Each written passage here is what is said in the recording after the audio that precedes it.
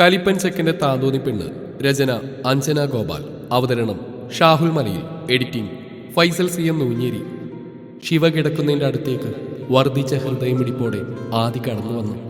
ഉയർന്നു താഴ്ന്ന ശ്വാസമെടുപ്പ് അവൾ ഉറങ്ങിയിട്ടില്ലെന്ന് മനസ്സിലായി. പതുക്കെ അവളെ തിരിച്ചു കിടത്തി. കണ്ണുകൾ കലങ്ങിക്കിടക്കുന്ന അവളെ എഴുന്നേൽപ്പിച്ചിരുത്തി.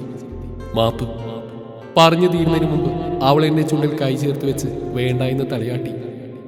ഇഷ്ടാവൂ എന്നെ? അവളുടെ കൈമാറ്റി അവളുടെ കണ്ണുകളിലേക്ക് നോക്കി. അവൾ നിറഞ്ഞ കണ്ണുകൾ അമർത്തി തുടച്ചുകൊണ്ട് തലയാട്ടി ചിരിച്ചു. അവളുടെ മുഖം കയ്യിലെടുത്ത് നെറ്റിയിൽ അമർത്തി ചുംബിച്ചു. എൻ്റെ ഉള്ളിലെ സ്നേഹം മുഴുവൻ ചേർന്ന ചുംബനം. അവൾ നെറ്റി ചുളിച്ച് എന്നെ നോക്കുന്നുണ്ട്. എന്താണെന്ന് ചോദിച്ചതും അവൾ എൻ്റെ നെഞ്ചിലേക്ക് മുഖം പൊഴുത്തി. അവളെ ചേർത്ത് പിടിക്കാൻ കൈകൾ ഉയർത്തുമ്പോഴാണ് നെഞ്ചിൽ വല്ലാത്ത വേദന തോന്നുന്നത്. പല്ലുകൾ ആഴത്തിൽ ആഴ്ത്തുവാണ് കാന്താരി. പിടിച്ചു മാറ്റി അവൾ ഉറ്റുനോക്കുമ്പോഴേക്കും അവൾ പല്ലുകൾ ആഴ്ത്തിയെടുത്ത് അമർത്തി ചുംബിച്ചു. കട്ടിലിൽ അവളോട് ഒട്ടിക്കിടക്കുമ്പോൾ അവളുടെ കണ്ണുകൾ നിറഞ്ഞു വരുന്നുണ്ടായിരുന്നു. ഞാൻ അവളുടെ കവിളിൽ ഒരു ഉമ്മ വെച്ചു. ഒരു പിടച്ചിലും ഒരു വിറയലും അവളിലുണ്ടായി. ഒന്നുകൂടി ചുണ്ടമർത്തി. നല്ല രസം. മേഘത്തിൽ തൊട്ടതുപോലെ. ഒന്നുകൂടി ഉമ്മ വെച്ചു. വീണ്ടും വീണ്ടും നിർത്താതെ ഉമ്മ വയ്ക്കാൻ തോന്നി. ചുണ്ടുകൾ അമർത്തി വെച്ചുകൊണ്ട് അങ്ങനെ കുറേ നേരം കിടന്നു. തല ഉയർത്തി നോക്കുമ്പോൾ അവളുടെ വിറക്കുന്ന ചുണ്ട് കണ്ടു. മനസ്സ് കൈവിട്ടു പോകുന്നതറിഞ്ഞു. ശിവ, ഞാനൊന്ന് ഉമ്മ വെച്ചോട്ടടി. ഞാൻ ചോദിച്ചു കേട്ട് അവൾ കവിൾ കാണിച്ചു. ഞാൻ ചിരിയോടെ അവളുടെ മുഖം എനിക്ക് നേരെ തിരിച്ചു. അവിടെയല്ല, ഞാനൊരു ചമ്മലോടെ പറഞ്ഞു. കൂർപ്പിച്ചു നോക്കുന്ന അവളുടെ കണ്ണുകളിലേക്ക് നോക്കിക്കൊണ്ട് അവളുടെ ചുണ്ടിൽ തൊട്ടു. ദേഷ്യായോ? ഞാൻ പതുക്കെ അവളോട് ചോദിച്ചു. ഇല്ല എന്ന് തലയാട്ടുന്ന കണ്ടപ്പോൾ സന്തോഷം തോന്നി. ഒരിക്കലും തോന്നില്ലേ? ഞാൻ വീണ്ടും ചോദിച്ചു. ഇല്ലെന്ന് തലയാട്ടുന്ന അവളുടെ ചുണ്ടിലേക്ക് ആവേശത്തോടെ ചുണ്ട് ചേർത്തു. വല്ലാത്തൊരനുഭൂതി. ഉപ്പും മധുരവും കലർന്നൊരു രുചി നാവിൽ അറിഞ്ഞപ്പോൾ നാവുകൊണ്ട് അവളുടെ ചുണ്ടിൽ അമർത്തി. അവളുടെ പിടച്ചിൽ കൂടിയപ്പോൾ കൈ ഇടുപ്പിൽ ചേർത്ത് അമർത്തി. പഞ്ഞി പോലെ അവൾ എന്നിലേക്ക് ചേർന്നു. എനിക്ക് അവളിലേക്ക് ചേരാൻ തടസ്സമായതൊക്കെ അഴിച്ചു മാറ്റുമ്പോൾ അവളുടെ മാറിൽ ചേർന്ന് കിടക്കുന്ന താലി കണ്ടു. ഞാനതിൽ ചുണ്ടമർത്തി. അവളുടെ നിശ്വാസങ്ങളുടെ വ്യതിയാനങ്ങളിലും അടഞ്ഞ ശബ്ദങ്ങളിലും ഞാൻ അവളെ അറിഞ്ഞു. ഭ്രാന്ത് പിടിക്കുന്ന പോലെ തോന്നി. അവളുടെ അണിവയറിലെ മൃദുലതയിൽ ചുണ്ട് ചേർക്കുമ്പോൾ അറിയാതെ പല്ലുകൾ അമർന്നു. എൻ്റെ മുടിയിൽ കോർത്തു വലിക്കുന്ന അവളുടെ വിരലുകൾ എന്നിൽ ആവേശം കൂട്ടിയതേയുള്ളൂ. ഒടുവിൽ അവൾക്ക് നോവ് കൊടുത്തുകൊണ്ട് ഞാൻ അവളിലേക്ക് ആഴ്ന്നിറങ്ങുമ്പോൾ അവളുടെ നഖം എൻ്റെ പുറത്ത് അമരുന്നതറിഞ്ഞു. വിയർത്തു കുളിച്ച് ആദി എന്നിലേക്ക് തളർന്നു വീഴുമ്പോൾ ഞാൻ പെട്ടെന്ന് ഞെട്ടിത്തെരിച്ചു. ശിവ പെട്ടെന്ന് ഞെട്ടിയുണർന്നു. അപ്പോഴാണ് അവൾക്ക് മനസ്സിലായത് താൻ കണ്ടത് സ്വപ്നമായിരുന്നെന്ന്. പുറത്ത് അപ്പോഴും നല്ല ഇരുട്ടായിരുന്നു. അവൾ വേഗം ഫോണെടുത്ത് സമയം നോക്കി. ഫോണിലെ സമയം കണ്ടതും ശിവയൊന്ന് അമ്പരന്നു. 5 മണി ആവുന്നതേ ഉണ്ടായിരുന്നുള്ളൂ. അപ്പോൾ വീണ്ടും കിടന്നാൽ ഉറക്കം വരില്ലെന്ന് അറിയാവുന്നതുകൊണ്ട് അവൾ എഴുന്നേറ്റു. ആദ്യം നല്ല ഉറക്കത്തിലായിരുന്നു. ശിവ അവനെയും നോക്കി ഷെൽഫ് തുറന്നു. എല്ലാ ടൈപ്പ് ഡ്രസ്സും അതിൽ വൃത്തിയായി അടുക്കി വെച്ചിട്ടുണ്ടായിരുന്നു. ഏത് ഡ്രസ്സ് ഇടണമെന്ന് ആലോചിച്ച് അവൾ ആകെ കൺഫ്യൂസ്ഡായി. ഒരുപാട് നേരത്തെ ആലോചനക്കൊടുവിൽ ഷെൽഫിൽ നിന്നും ഒരു വയലറ്റ് കളർ സാരി എടുത്ത് അവൾ ബാത്റൂമിലേക്ക് കയറി. കുളിച്ചു വന്നപ്പോഴും ആദ്യ സുഖനിദ്രയിൽ തന്നെയായിരുന്നു. അവൾ മുടിയിലെ വെള്ളം തോർത്തിക്കളഞ്ഞ് 2 സൈഡിലുമായി വിടർത്തിയിട്ടു. ശേഷം കുങ്കുമച്ചപ്പിൽ നിന്നൊരു നുള്ളു സിന്ദൂരം എടുത്ത് അവൾ സ്വയം തന്നെ തൻ്റെ സീമന്തരേഖയിലേക്ക് തൊട്ടു. താലി മാത്രമായിരുന്നു കഴുത്തിലുണ്ടായിരുന്നത്. ഒന്നുകൂടി ആദ്യം നോക്കി ശിവമെല്ലെ താഴേക്ക് ചെന്നു.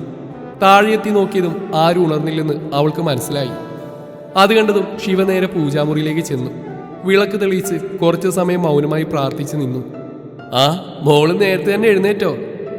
ദേവകിയുടെ ശബ്ദം കേട്ടപ്പോഴാണ് ശിവ പ്രാർത്ഥനയിൽ നിന്ന് മുക്തയായത്. അവൾ തിരിഞ്ഞ് ദേവകിയെ നോക്കി പുഞ്ചിരിച്ചു. രാവിലെ തന്നെ കുളിയും കഴിഞ്ഞ് പൂജാമുറിയിൽ കയറി വിളക്കുകൊളുത്തി നിൽക്കുന്ന ശിവയെ കണ്ടതും ദേവകിക്ക് പറഞ്ഞറിയിക്കാൻ കഴിയാത്ത സന്തോഷം തോന്നി. മോൾ എന്തിനാ ഇത്ര നേരത്തെ എഴുന്നേറ്റത്? കുറച്ച് സമയം കൂടി കിടക്കായിരുന്നില്ലേ? ദേവകി ചോദിച്ചു. പുലർച്ചെ തന്നെ ഞെട്ടി. പിന്നെ ഉറക്കം വന്നില്ലമ്മേ. അപ്പൊ പിന്നെ കുളിച്ച് താഴേക്ക് വരാമെന്ന് വിചാരിച്ചു. പക്ഷേ ആരും ഉണർന്ന് കാണാത്തതുകൊണ്ട് എന്താണ് ചെയ്യേണ്ടതെന്ന് മനസ്സിലായില്ല. ശിവ നിഷ്കളങ്കമായി മറുപടി കൊടുത്തു. ദാസേട്ട ഇപ്പോൾ ഉണരും. ആദ്യം എഴുന്നേൽക്കാൻ 7:30 ആവും. ലീവുള്ള ദിവസങ്ങളിൽ പിന്നെ പറയും വേണ്ട. 10 മണിക്കൊക്കെ നോക്കിയാൽ മതി. Same pitch. ദേവകി പറഞ്ഞു കേട്ടതും ശിവ മനസ്സിൽ പറഞ്ഞു. മോള് വാ, അമ്മ കാപ്പി ഉണ്ടാക്കി തരാം. ശിവ ദേവകിയോടൊപ്പം അടുക്കളയിലേക്ക് പോയി. എൻ്റെ ദേവി, എനിക്ക് യാതൊരുവിധ പരിചയമില്ലാത്ത സ്ഥലമാണിത്. അതുകൊണ്ട് തന്നെ ഇനി അങ്ങോട്ട് അടുക്കള കാര്യത്തിൽ കട്ടയ്ക്ക് എൻ്റെ കൂടെ ഉണ്ടാകണേ. ശിവ മനസ്സിൽ പ്രാർത്ഥിച്ചുകൊണ്ട് വലതുകാൽ വെച്ച് അടുക്കളയിലേക്ക് കയറി. ദേവകി കൊടുത്ത കാപ്പി കുടിച്ചു കഴിഞ്ഞപ്പോൾ ശിവയും ദേവകിയെ ജോലിയിൽ സഹായിച്ചു കൊടുത്തു. മോളെ, ദാസേട്ട് എഴുന്നേറ്റിട്ടുണ്ടാവും. മോള് നീ കാപ്പി കൊടുക്കാമോ? ഞാൻ അപ്പോഴേക്ക് തേങ്ങയൊന്ന് വറുക്കട്ടെ. വറുത്തരച്ച കടലക്കറിയാ ആദിക്ക് ഇഷ്ടം. അതിനെന്താ അമ്മേ, കൊടുക്കാലോ. ഇങ്ങ് തന്നേക്ക്. ശിവ കോഫിയുമായി പുറത്തെ വരാന്തയിലേക്ക് നടന്നു. Good morning uncle. Oh sorry, good morning അച്ഛാ. അത് കേട്ടതും പത്രവായനയിലായിരുന്ന ദേവദാസ് ശിവയെ നോക്കി പുഞ്ചിരിച്ചു. ഗുഡ് മോർണിംഗ് മോളെ. പിന്നെ മോള് സോറിയൊന്നും പറയണ്ട, മോൾക്ക് ശീലമില്ലാത്തതുകൊണ്ടല്ലേ. ദാസ് പറഞ്ഞത് കേട്ടതും ശിവക്ക് ആശ്വാസമായി. എന്തെങ്കിലും പുതിയ ന്യൂസ് ഉണ്ടോ അച്ഛാ? ശിവ ആകാംക്ഷയോട് ചോദിച്ചു. ആസ് യൂഷ്വൽ മോളെ, വെട്ട് കുത്ത് പീഡനം ഇതൊക്കെ തന്നെയുള്ളൂ. ഇതാണ് ഞാൻ പത്രം വായിക്കാത്തത്. പറഞ്ഞു കഴിഞ്ഞതും ശിവ പെട്ടെന്ന് ആക്കടിച്ചു. ശിവയുടെ പ്രവൃത്തി കണ്ടതും ദേവദാസ് ചിരിക്കാൻ തുടങ്ങി. ശിവയും അയാളോടൊപ്പം കൂടി. കുറച്ചു സമയം ദാസിനോടൊപ്പം ഇരുന്നതിന് ശേഷം ശിവ ദേവകിയുടെ അടുത്തേക്ക് പോയി. ദേവകി കൊടുത്ത കോഫിയുമായി മനസ്സില്ലാ മനസ്സോടെ തങ്ങളുടെ മുറിയിലേക്ക് പോവുകയാണ് ശിവ. മുറിയിലെത്തിയതും ആദ്യം എഴുന്നേൽക്കാതെ കണ്ടപ്പോൾ അവൾ ആശ്വാസത്തോടെ നെഞ്ചിൽ കൈവച്ചു. ആദ്യം എഴുന്നേൽക്കുന്നതിന് മുന്നേ അവിടുന്ന് പോകണമെന്ന ഉദ്ദേശത്തിൽ അവൾ വേഗം കോഫി ടേബിൾ വെച്ച് നടക്കാൻ തുടങ്ങി. നടത്തത്തിന്റെ ധൃതിയിൽ സാരി തടഞ്ഞത് അവളുടെ ശ്രദ്ധയിൽപ്പെട്ടില്ല. എന്തോ വീഴുന്ന പോലെയുള്ള ശബ്ദം കേട്ടാണ് ആദ്യം ഞെട്ടിയുണർന്നത്. നോക്കുമ്പോൾ താഴെ വീണ് കിടക്കുന്ന ശിവയാണ് അവൻ കണ്ടത്. വീഴ്ചയിൽ ശിവ ഉടുത്ത സാരിയുടെ ഞൊറി തെന്നിപ്പോയിരുന്നു. എത്ര വേണ്ടെന്ന് വെച്ചിട്ടും ആദിയുടെ നോട്ടം ഒരു തവണ അവളുടെ വയറിലേക്ക് പോയി. എന്റെ കൃഷ്ണ, കൺട്രോൾ തരണേ. നോട്ടം മാറ്റാതെ ആദി മനസ്സിൽ പറഞ്ഞു. ആ ബെസ്റ്റ് ആദി, റൊമാൻസിന്റെ ഗുരുവിനോടാ നീ നിനക്ക് കൺട്രോൾ തരണമെന്ന് പറഞ്ഞ് പ്രാർത്ഥിക്കുന്നത്. നീ ഇങ്ങനെ ഒരു പൊട്ടനാവല്ലേ. വീണ്ടും അവൻ മനസ്സിൽ ആത്മകഥം പാസാക്കി. ആദിയുടെ നോട്ടം ചെന്ന ഭാഗത്തേക്ക് നോക്കിയതും ശിവ പതറിപ്പോയി. അവൾ അവനെ രൂക്ഷമായി നോക്കി വേഗത്തിൽ തന്നെ സാരി നേരെയാക്കി. അവളുടെ തുറിച്ചുള്ള നോട്ടം കണ്ടതും സ്ഥലകാലബോധം വന്ന പോലെ ആദി പെട്ടെന്ന് അവളുടെ വയറിലുള്ള നോട്ടം മാറ്റി. സാരി ആയതുകൊണ്ട് തന്നെ അവൾക്ക് എത്ര ശ്രമിച്ചിട്ടും എഴുന്നേൽക്കാൻ സാധിച്ചില്ല. അവളുടെ പ്രവൃത്തി കണ്ടതും ആദി വേഗത്തിൽ അവളുടെ അടുത്തേക്ക് ചെന്നു അവളെ പിടിച്ചെഴുന്നേൽപ്പിച്ചു. വേറെ വഴിയില്ലാത്തതുകൊണ്ട് അവൾ തടയാനും പോയില്ല. ശിവ, വല്ലതും പറ്റിയോ? എവിടെയെങ്കിലും തട്ടിപ്പോയോ? ടെൻഷനോടെ ആദി തിരക്കി. ഇല്ല, കുഴപ്പമില്ല, ഐ എം ഓക്കെ. പിന്നെ കോഫി അവിടെ വെച്ചിട്ടുണ്ട്. അത്രമാത്രം പറഞ്ഞുകൊണ്ട് ശിവ വേഗത്തിൽ താഴേക്ക് പോയി. നടക്കുമ്പോൾ ഇത്തിരി വേദന ഉണ്ടായെങ്കിലും അവളത് പ്രകടിപ്പിച്ചില്ല. ഫ്രഷായി താഴേക്ക് വരുമ്പോൾ ഭക്ഷണമെല്ലാം ടേബിൾ എടുത്തു വെക്കുന്ന ശിവയാണ് ആദി കണ്ടത്. അവൻ വന്നതും എല്ലാവരും ഭക്ഷണം കഴിക്കാനിരുന്നു. പിന്നെ കഴിക്കാമെന്ന് പറഞ്ഞെങ്കിലും എല്ലാവരുടെയും നിർബന്ധത്തിന് വഴങ്ങി ശിവയും അവരോടൊപ്പം ഇരുന്നു. ശിവ അവർ ചോദിക്കുന്നതിന് മാത്രം മറുപടി കൊടുത്ത് കഴിച്ചുകൊണ്ടിരുന്നു. ഭക്ഷണം കഴിഞ്ഞതും ദേവികയോടൊപ്പം ശിവയും അടുക്കളയിലേക്ക് പോയി. കുറച്ചു സമയം കഴിഞ്ഞപ്പോഴേക്കും ശിവക്ക് കാലിൽ നിന്നുള്ള വേദന അസഹനീയമായി. എന്തുപറ്റി മോളെ? ശിവയുടെ മുഖം കണ്ട് ദേവകി ചോദിച്ചു. അത് ഒന്നുമില്ല അമ്മേ. നിന്റെ മുഖം കണ്ടാൽ അറിയാം എന്തോ ഉണ്ടെന്ന്. എന്താണെങ്കിലും പറ മോളെ. അതമ്മ, ഞാൻ സാരി തടഞ്ഞ് റൂമിലൊന്ന് വീണിരുന്നു. അപ്പൊ കുഴപ്പമൊന്നും ഉണ്ടായിരുന്നില്ല, പക്ഷെ ഇപ്പൊ കാല് വല്ലാതെ വേദനിക്കുന്നു. ശിവ പറഞ്ഞു കേട്ടതും ദേവിക്ക് ശിവയുടെ സാരി അല്പം പൊക്കി കാലിലേക്ക് നോക്കി. നോക്കുമ്പോൾ അത്യാവശ്യം നീര് വന്നിട്ടുണ്ടായിരുന്നു.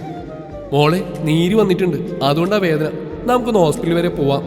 ഹോസ്പിറ്റലിൽ നിന്ന് പോകണ്ടമ്മേ, അത്ര വലിയ കുഴപ്പമൊന്നുമില്ല, ചെറിയൊരു വേദന, അത്രയേ ഉള്ളൂ.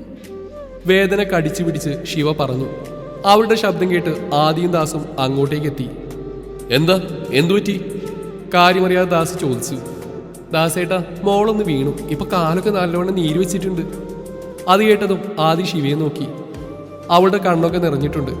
അത് കണ്ടതും നല്ല വേദന അവൾ അനുഭവിക്കുന്നുണ്ടെന്ന് അവന് മനസ്സിലായി. വാ മോളെ, നമുക്ക് ഹോസ്പിറ്റലിൽ പോവാം. ഇതിങ്ങനെ വെച്ചോണ്ടിരിക്കാൻ സാധിക്കില്ല, ചിലപ്പോൾ ഇനിയും വേദന കൂടാനാ ചാൻസ്. ശിവയെ നോക്കി ദാസ് പറഞ്ഞു. വേണ്ടച്ചാ, ചൂട് പിടിച്ചു കഴിഞ്ഞാൽ മാറും, ഹോസ്പിറ്റലിൽ നിന്ന് പോകണ്ട. അത് നീയാണോ തീരുമാനിക്കുന്നത്? അവളുടെ വർത്തമാനം കേട്ട് ആദി ദേഷ്യത്തിൽ ശിവയെ നോക്കി ചോദിച്ചു. ആദിയുടെ ചോദ്യത്തിന് അവൾ മറുപടിയും നൽകിയില്ല. അമ്മേ, ഞാൻ കാറെടുക്കാം, അപ്പോഴേക്കുള്ള അങ്ങോട്ട് കൊണ്ടുപോവാ. അത്രമാത്രം പറഞ്ഞ് വീണ്ടും രൂക്ഷമായൊരു നോട്ട് ശിവയ്ക്ക് സമ്മാനിച്ച് ആദി പോയി. ദേവകിയെ താങ്ങി ശിവ എങ്ങനെയൊക്കെയോ വരാന്ത വരെ നടന്നൊപ്പിച്ചു. കാറിന്റെ ഫ്രണ്ട് സീറ്റിലാണ് ശിവയെ ഇരുത്തിയത്. കൂടെ പോകാൻ ചെന്ന ദേവദാസിനെ ആദി തടഞ്ഞു. അച്ഛൻ ഡോക്ടറെ വിളിച്ച് പറഞ്ഞാൽ മതി, അമ്മയുടെ ഒറ്റക്കല്ലേ, അതുകൊണ്ട് അച്ഛൻ വരണ്ട. ആദി പറഞ്ഞു കേട്ടതും അതാണ് ശരിയെന്ന് ദാസിനും തോന്നി. ആദി കാറ് സ്റ്റാർട്ട് ചെയ്തു. ഓരോ നിമിഷം കഴിയുന്തോറും ശിവക്ക് വേദന കൂടുന്നതായി തോന്നി. ഹോസ്പിറ്റലിൽ എത്തുന്നവരെ ആദി അവളോടൊന്നും തന്നെ സംസാരിച്ചില്ല. അവന്റെ മുഖത്ത് പതിവിലും ഗൗരവം നിറഞ്ഞിരുന്നു. കാറിൽ നിന്നിറങ്ങാൻ വിഷമിച്ച ശിവയെ ആദി തന്നെ പിടിച്ചിറക്കി. അവൾ തടയാൻ ശ്രമിച്ചെങ്കിലും അവന്റെ നോട്ടം കണ്ടപ്പോൾ മറുത്തൊന്നും പറഞ്ഞില്ല. ദാസിന്റെ ഫ്രണ്ടായിരുന്നു ഡോക്ടർ, അതുകൊണ്ട് വിശദമായി തന്നെ ശിവയെ അദ്ദേഹം പരിശോധിച്ചു. ചതവൊന്നും കാണുന്നില്ല, കാല് കുറെ സമയം തൂക്കിയിട്ടുകൊണ്ടാ നീര് വന്നു, അതുകൊണ്ടാണ് വേദനയും. ഞാനൊരു ഇഞ്ചക്ഷൻ തരാം, അത് കഴിഞ്ഞാൽ വേദന കുറയും. ഒരു ഓയിൻമെൻ്റ് ഉണ്ട്, ചൂട് പിടിച്ചതിന് ശേഷം നന്നായിട്ട് പുരട്ടണം. നാളത്തേക്ക് എന്തായാലും വേദന കുറയും. ഡോക്ടർ പറഞ്ഞു കേട്ടതും ആദിക്ക് സമാധാനമായി. ഇഞ്ചക്ഷൻ വെക്കാൻ നിന്നും ശിവ പേടിച്ച് കൈ പുറകോട്ട് വലിച്ചു. ഇഞ്ചക്ഷൻ വേണ്ട ഡോക്ടർ, മരുന്നുണ്ടെങ്കിൽ അത് മതി പ്ലീസ്. ശിവയുടെ പറച്ചിൽ കേട്ടപ്പോൾ സത്യത്തിൽ ആദിക്ക് ചിരിയാണ് വന്നത്. അവൻ ചിരിക്കുന്ന കണ്ടപ്പോൾ അവൾ അവനെ തുറിച്ചു നോക്കി. ഡോൺ വെറി ശിവാങ്കി, ചെറിയൊരു ഉറുമ്പ് കുത്തുന്ന വേദന അത്രയും ഉണ്ടാവും, താനിങ്ങനെ പേടിക്കാതെ. ഡോക്ടർ ഇഞ്ചക്ഷൻ വെക്കാൻ തുടങ്ങിയതും ശിവ പേടിച്ച് കണ്ണടച്ചു. ദേ കഴിഞ്ഞു, ഇതിനാണോ ഇയാളിങ്ങനെ പേടിച്ചത്? ഡോക്ടർ ചിരിയോടെ ചോദിച്ചു. ഇനി വേഗത്തിൽ തന്നെ വേദന കുറഞ്ഞോളൂ, പിന്നെ 2 ദിവസത്തേക്ക് കാലധികം സ്ട്രെയിൻ ചെയ്യണ്ട. Okay doctor. അപ്പോൾ താങ്ക് യു ഡോക്ടർ. അയാൾ കൈ നൽകിക്കൊണ്ട് ആദി എഴുന്നേറ്റു. ഇത്തവണ ആദി പിടിച്ചപ്പോൾ ശിവ എതിർത്തില്ല. അവന്റെ താങ്ങിൽ തന്നെ അവൾ നടന്നു. ആ സമയം അവന്റെ ചുണ്ടിൽ വിരിഞ്ഞ പുഞ്ചിരി പക്ഷേ അവൾ കണ്ടില്ല. വരുന്ന വഴിക്കും ഇരുവരും പരസ്പരമൊന്നും സംസാരിച്ചില്ല. ശിവ പുറംകാഴ്ചകളിലേക്ക് കണ്ണു നട്ടിരുന്നു. പക്ഷേ ആദിയുടെ കണ്ണുകൾ ഇടയ്ക്കിടെ ശിവയിലേക്ക് പാറി വീഴുന്നുണ്ടായിരുന്നു. ശിവയോട് സംസാരിക്കണമെന്ന ആഗ്രഹം ഉണ്ടായിരുന്നെങ്കിലും തൽക്കാലത്തേക്ക് അവൻ ആ ആഗ്രഹത്തെ അവന്റെ ഹൃദയത്തിൽ വെച്ച് താഴിട്ട് പൂട്ടി. ഗേറ്റ് കടന്നു വന്ന ആദിയുടെ കാറിന്റെ ശബ്ദം കേട്ടതും അകത്തു നിന്നും ദാസും ദേവകി ഓടി വന്നു. ആദി തന്നെ ശിവയെ പുറത്തേക്ക് ഇറക്കി. സാഹചര്യം അനുകൂലമല്ലാത്തതുകൊണ്ട് ശിവ എല്ലാം സഹിച്ചു നിന്നു. ആദിയോടൊപ്പം ദേവകിയും വന്ന് അവളെ ചേർത്ത് പിടിച്ചു. മോളെ, ഡോക്ടർ എന്താ പറഞ്ഞത്? ശിവയെ ചേർത്ത് പിടിച്ച് ദേവകി ചോദിച്ചു. വലിയ കുഴപ്പമൊന്നുമില്ലെന്നാ പറഞ്ഞു, നീരുള്ളതുകൊണ്ടാണ് വേദന എന്ന് പറഞ്ഞു. ചതവൊന്നുമില്ല, വേദന മാറാൻ ഒരു ഇഞ്ചക്ഷൻ കൊടുത്തിട്ടുണ്ട്, പിന്നെ ഒരു ഓയിൻമെന്റും ചൂടുവെള്ളം പിടിച്ചതിന് ശേഷം പുരട്ടാനാ ഡോക്ടർ പറഞ്ഞത്. ആദിയാണ് ദേവകിയുടെ ചോദ്യത്തിനുള്ള മറുപടി നൽകിയത്. എന്നിട്ടിപ്പോ വേദന കുറവുണ്ടോ മോളെ? കുറച്ച് കുറവുണ്ടച്ചാ, പക്ഷേ നടക്കാൻ ഇത്തിരി പാടുണ്ട്. നടക്കുന്നതിനിടയിൽ ശിവ പറഞ്ഞു. ഇന്നെന്തായാലും മോള് മുകളിലേക്ക് പോകണ്ട, താഴെ കിടന്നാൽ മതി കേട്ടോ. ദേവകി പറഞ്ഞു കേട്ടതും ആദ്യമൊന്ന് ഞെട്ടി. പക്ഷേ ശിവയുടെ മറുപടി കേട്ടപ്പോൾ ആ ഞെട്ടൽ ദേഷ്യത്തിലേക്ക് വഴിമാറി. ദേവകി പറഞ്ഞ ഉടനെ ശിവ ചാടിക്കേറി പറഞ്ഞു. ശരിയമ്മേ. ആദി ശിവയെ തറപ്പിച്ച് നോക്കിയതിനു ശേഷം വേഗത്തിൽ മുകളിലേക്ക് കയറിപ്പോയി. അവന്റെ പോക്കേണ്ടതും ദേവകിയും ദാസും പരസ്പരം നോക്കി ചിരിച്ചു. ദേവകിയും ദാസും താങ്ങി പിടിച്ച് ശിവയെ താഴെയുള്ള റൂമിൽ കൊണ്ടുപോയി ഇരുത്തി. മോള് ഇവിടെ ഇരിക്ക്, അമ്മ വേഗം ചൂടുവെള്ളം കൊണ്ടുവരാം. ഒന്ന് ചൂട് പിടിച്ച് കഴിയുമ്പോഴേക്കും നീര് കുറയും. വെപ്രാളപ്പെട്ട് ദേവകി പറഞ്ഞു. അമ്മ ധൃതി പിടിച്ച് ചെയ്യൊന്നും വേണ്ട, മെല്ലെ മതി. ശിവ ദേവകിയുടെ കൈ പിടിച്ച് പറഞ്ഞു. മോളുടെ ഒരു കാര്യം. അതും പറഞ്ഞ് ദേവകി പുറത്തേക്ക് പോയതും ശിവയുടെ ഫോൺ റിങ് ചെയ്തു. നോക്കുമ്പോൾ ശ്യാമയാണ്. അത് കണ്ടതും അവൾ വേഗം കോൾ അറ്റൻഡ് ചെയ്തു. ഹലോ അമ്മ. ഹലോ അമ്മൂസേ, രവിയാണ് സംസാരിച്ചത്. അച്ഛയാണോ? അതേടാ, അച്ഛയാ. മോളുടെ ശബ്ദം കേൾക്കാൻ വേണ്ടി വിളിച്ചതാ. രവിയുടെ സ്വരത്തിൽ അവളോടുള്ള വാത്സല്യം തുളുമ്പി നിന്നു. സത്യം പറഞ്ഞ അച്ഛേ, ഞാൻ നിങ്ങളൊക്കെ എന്തുമാത്രം മിസ് ചെയ്യുന്നുണ്ടെന്ന് അറിയാമോ? രാവിലെ കിട്ടുന്ന അമ്മയുടെ വഴക്കും അച്ഛയുടെ സ്നേഹ ചുംബനവും എല്ലാം ഒത്തിരി മിസ് ചെയ്യുന്നുണ്ട്. എനിക്ക് എല്ലാവരെയും കാണാൻ തോന്നുക. ആ നിമിഷം ശിവ രവിയുടെ അമ്മൂസ് മാത്രമായി മാറി. ഞങ്ങളും ഞങ്ങളുടെ രാജകുമാരി ഒത്തിരി മിസ് ചെയ്യുന്നുണ്ട്. പക്ഷേ മോളൊന്നുകൊണ്ട് വിഷമിക്കണ്ട, ഞങ്ങളെപ്പോലെ തന്നെ മോള് സ്നേഹിക്കുന്നവരാ അവിടെയുള്ള എല്ലാവരും, രവി പറഞ്ഞു. അതെനിക്കറിയാം അച്ഛേ, ഇവിടെ എല്ലാവരും എന്നെ എത്രത്തോളം സ്നേഹിക്കുന്നുണ്ടെന്ന്. അവർക്കൊക്കെ ഞാൻ സ്വന്തം മോളെ പോലെയാണ്. അച്ഛനും അമ്മയ്ക്കും ഒക്കെ എന്നോട് എന്ത് സ്നേഹമാണെന്നറിയോ? ഇവിടെ ഞാൻ എന്തുകൊണ്ട് ഹാപ്പിയാണ്. ശിവ വാചാലയായി. ശിവയുടെ വാക്കുകൾ കേട്ടപ്പോൾ എല്ലാവർക്കും ഒത്തിരി സന്തോഷമായി. അവൾ അവിടെ ആക്സെപ്റ്റ് ചെയ്തെന്ന് തന്നെ അവർക്ക് ഒത്തിരി സമാധാനം നൽകി. അച്ഛന് സന്തോഷമായി മോളെ, ഒരുപാട് സന്തോഷമായി. മോൾ ഇന്ന് ഇതുപോലെ സന്തോഷത്തോടെ കഴിയണം. അവിടെ എല്ലാരും എന്തു പറയുന്നു? മോളില്ലാത്തതിൻ്റെ ഒരു ചെറിയ വിഷമമുണ്ട്, ബാക്കി കുഴപ്പമൊന്നുമില്ല. ദേ മോളെ, അമ്മ കുറെ നേരമായിട്ട് ചോദിക്കുക, അമ്മക്ക് കൊടുക്കുക കേട്ടോ. ഫോൺ ശ്യാമ കൈമാറിക്കൊണ്ട് രവി പറഞ്ഞു. അമ്മയ്ക്ക് കൊടുക്കച്ചേ. ഹലോ മോളെ. ഹലോ അമ്മ. എന്തൊക്കെയുണ്ട് മോളെ? ആദിമോനൊക്കെ സുഖല്ലേ? ശ്യാമ ചോദിക്കുന്ന കേട്ടോ ശിവക്ക് ചൊറിഞ്ഞു കയറി. നല്ല ബെസ്റ്റ് ചോദ്യം. കല്യാണം കഴിഞ്ഞൊരു ദിവസമായപ്പോഴേക്കും അമ്മയ്ക്ക് മരുമോന് മതിയല്ലേ? കേട്ടില്ലേ, ആദിമോന് സുഖാണോന്ന്? ഞാനെന്താ അമ്മയുടെ മോളല്ലേ, എനിക്ക് സുഖാണെന്ന് അറിയണ്ടേ? ഒരു ആദിമോൻ, ഇതൊന്നും അത്ര നല്ലതല്ല അമ്മേ. Very bad, very very bad. Shiva പരിഭവത്തോടെ പറഞ്ഞു. ഒന്ന് പോടി, എനിക്ക് നിന്നെ പോലെ തന്നെയാ ആദിമോനും. ഒരസൂയക്കാരി വന്നിരിക്കുന്നു. ശ്യാമയും വിട്ടുകൊടുത്തില്ല. ഓ, എന്നെ പോലെ ആക്കണ്ട. അമ്മ മൊത്തത്തിൽ തന്നെ അങ്ങ് ഏറ്റെടുത്തോ. എനിക്ക് ഇവിടെ ഒരു അമ്മയുണ്ട്, എന്റെ പഞ്ചാര ദേവുമ്മ. പാവം ദേവകി ചേച്ചി, വല്ലാത്തൊരു അവസ്ഥയായി പോയില്ലേ? ഇനി അങ്ങോട്ട് നിന്നെ സഹായിക്കേണ്ട കാര്യം ആലോചിക്കുമ്പോൾ സഹതാപം തോന്നുന്നു എനിക്ക്. ശ്യാമ ഒരു ലോഡ് പുച്ഛം വാരി വിതറി. ദേ അമ്മ, എനിക്ക് ദേഷ്യം വരുന്നുണ്ട് കേട്ടോ. അമ്മ തൽക്കാലം ഫോൺ വേറെ ആർക്കെങ്കിലും കൊടുക്ക്. ശിവയും ശ്യാമയും അടിയായെന്ന് കണ്ടതും രവി വേഗത്തിൽ ഫോൺ തിരികെ വാങ്ങിച്ചു. എല്ലാവരുമായി ശിവ ഒത്തിരി നേരം സംസാരിച്ചു. പക്ഷേ വീണത് ഹോസ്പിറ്റലിൽ പോയതൊന്നും മനഃപൂർവ്വം പറഞ്ഞില്ല. ശരി, ഞാൻ വിളിക്കാം. ശിവ കോള് കട്ട് ചെയ്തു. അത് കേട്ടുകൊണ്ടാണ് ദേവകി അങ്ങോട്ടേക്ക് വന്നത്. ആരായിരുന്നു മോളെ? വീട്ടിൽ നിന്നായിരുന്നമ്മേ. മോൾക്ക് വയ്യാത്ത കാര്യം അവരോട് പറഞ്ഞില്ലേ? ഇല്ലമ്മേ, പറഞ്ഞ അച്ഛനാകെ ടെൻഷനാവും. അമ്മയ്ക്ക് അറിയില്ലേ, പണ്ട് മുതലേ അങ്ങനെയല്ലേ. എനിക്ക് വയ്യെന്ന് കണ്ട അച്ഛയ്ക്കായിരിക്കും ഏറ്റവും ടെൻഷൻ. അതുകൊണ്ട് ഞാനൊന്നും പറഞ്ഞില്ല. അത് നന്നായി മോളെ, വെറുതെ എന്തിനാ അവരെ കൂടി ടെൻഷനാക്കുന്നത്? ദേവകിയും ശിവയുടെ അഭിപ്രായത്തോട് യോജിച്ചു നിന്നു. മോള് സാരി അല്പം മേലേക്കിട്ടെ, അമ്മ ചൂട് പിടിക്കട്ടെ. ദേവകി പറഞ്ഞു കേട്ട് ശിവ സാരി പൊക്കിയതും ആദ്യം അങ്ങോട്ടേക്ക് വന്നും ഒരുമിച്ചായിരുന്നു. പെട്ടെന്ന് ആദ്യം കണ്ടതും ശിവയൊന്നും ഞെട്ടി. സാരി പൊങ്ങിക്കെടുക്കുന്ന താഴ്ത്തണമെന്ന് ആഗ്രഹമുണ്ടെങ്കിലും ദേവകി ഉള്ളതുകൊണ്ട് അവൾക്കൊന്നും പറയാൻ കഴിഞ്ഞില്ല. പെട്ടെന്ന് അങ്ങനെ കണ്ടപ്പോൾ ആദ്യം വല്ലാതായി. അവൻ തിരിഞ്ഞടക്കാൻ തുടങ്ങിയ സമയത്താണ് ദേവകി എന്തോ ആവശ്യത്തിന് ദാസ് വിളിക്കുന്നത് കേട്ടത്. എന്താ ദാസേട്ടാ? ദേവകി വിളിച്ചു ചോദിച്ചു. താൻ ഇങ്ങോട്ടൊന്ന് വന്നേ, ആ നമ്പ്യാരുടെ ഫയൽ താനല്ലേ എടുത്തു വെച്ച്, അതൊന്ന് വേഗം എടുത്തുക. അത്യാവശ്യമാണോ ദാസേട്ടാ? ഞാൻ മോൾക്ക് ചൂട് പിടിച്ചു കൊടുക്കുമായിരുന്നു. ഇപ്പൊ തന്നെ അവർക്കത് അയച്ചു കൊടുക്കണം. ആദ്യം ഇല്ലേ അവിടെ, അവൻ മോൾക്ക് ചൂട് പിടിച്ചു കൊടുക്കട്ടെ. ദാസ് പറഞ്ഞു കേട്ടതും ആദ്യം ശിവയും ഒരുമിച്ച് ഞെട്ടി. അത് ശരിയാണല്ലോ മോനെ ആദി, നീ മോൾക്കൊന്ന് പിടിച്ചു കൊടുക്കണേ, അമ്മ വേഗം അങ്ങോട്ട് ചെല്ലട്ടെ. ആദിയുടെ മറുപടി പോലും കേൾക്കാൻ നിൽക്കാതെ ദേവകി അവിടുന്ന് പോയി. ഞാൻ തന്നെ ചെയ്തോളാം, ഇയാൾ പോയേ. ശിവ ആദിയുടെ മുഖത്ത് നോക്കാതെ പറഞ്ഞു. അതിനാര് ചെയ്യാൻ വരുന്നു? നീ തന്നെ ചെയ്തോ, ഞാൻ നിനക്ക് എഴുതാൻ പോകുന്നൊന്നുമില്ല. ആദിയുടെ മറുപടി കേട്ടതും ശിവ ചമ്മി. അവളുടെ ഭാവം കണ്ട് അവന് ചിരിമുട്ടിയെങ്കിലും തൽക്കാലം അവനത് കടിച്ചു പിടിച്ചുകൊണ്ട് അവളെ തന്നെ നോക്കി നിന്നു. എന്നാ പിന്നെ പോയിക്കൂടെ? ചമ്മൽ മറച്ചു വെച്ചുകൊണ്ട് ശിവ അവനെ നോക്കി ദേഷ്യപ്പെട്ടു. അത് നടക്കില്ല, ഞാനെന്തായാലും ഇപ്പൊ പോവില്ല. എന്താണെന്ന് വെച്ചാ അഥവാ പെട്ടെന്ന് അമ്മയെങ്ങാനും വന്നാൽ അത് കുഴപ്പമാവും. എന്നെ ഇവിടെ കണ്ടില്ലേ അമ്മക്ക് സംശയമാവും. അതുകൊണ്ട് ഞാനിവിടെ ഇരിക്കാം. അതും പറഞ്ഞ് ആദ്യ കട്ടിൽ അവൾക്ക് അരികിലേക്കിരുന്നു. അതെങ്ങനെ ശരിയാവും? ഇയാൾ ഇവിടെ ഉണ്ടാവുമ്പോ ഞാനിങ്ങനെ. ശിവ ബാക്കി പറയാൻ നിർത്തി. ഞാൻ നോക്കുമെന്ന് വിചാരിച്ചിട്ടാണോ? ആണെങ്കിൽ ആ പേടി വേണ്ട. അത്രയും പറഞ്ഞ് ആദ്യ വേഗത്തിൽ തിരിഞ്ഞിരുന്നു. അത് കണ്ടതും ശിവ മെല്ലെ തുണിയെടുത്ത് വെള്ളത്തിൽ മുക്കി ചൂട് പിടിക്കാൻ ശ്രമിച്ചുകൊണ്ടിരുന്നു. പക്ഷേ അവൾക്കതിന് കഴിഞ്ഞില്ല. കാൽ നീട്ടിയിരിക്കുന്നതിനാൽ കൈ അങ്ങോട്ടേക്ക് എത്തിയതേയില്ല. കുറെ സമയം അവൾ ആ പ്രവൃത്തി തുടർന്നുകൊണ്ടേയിരുന്നു. കഴിഞ്ഞോ? എന്ത്? അല്ല, നിന്റെ പരാക്രമം കഴിഞ്ഞോന്ന്. അത് കേട്ടതും ശിവ മുഖം തിരിച്ചു. പെട്ടെന്ന് തന്നെ ആദ്യം എഴുന്നേറ്റ് ശിവക്ക് അഭിമുഖമായിരുന്നു അവളുടെ കയ്യിലെ തുണി പിടിച്ചു വാങ്ങി. ശേഷം തുണി വെള്ളത്തിൽ മുക്കി അവളുടെ കാലിലേക്ക് വെച്ചു.